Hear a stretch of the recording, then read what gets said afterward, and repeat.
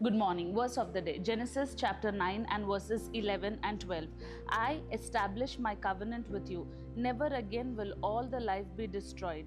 And God said that this is a sign of covenant I am making between me and you. Amen.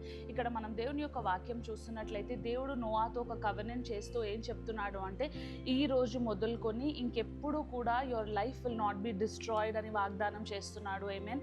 And he says that this is a covenant that I am making between you and I అని అంటున్నాడు. So I also want to remind you today, మీరు ఒకవేళ దేవుని నమ్మినట్లయితే దేవుడు మీకు ఏమని covenant చేస్తున్నాడు అంటే that there will be no death in your life, there will be nothing, no destruction will come to you అని దేవుని యొక్క వాక్యం సెలవిస్తుంది.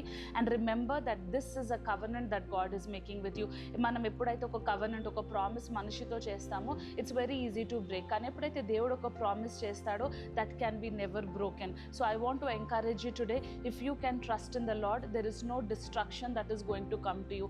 ఇంకా ఏ మరణం కూడా మీ దగ్గరికి రాదు, కానీ దేవుడు మిమ్మల్ని ఆశీర్వదించబోతున్నాడు అని మీరు నమ్మాలి. God bless you.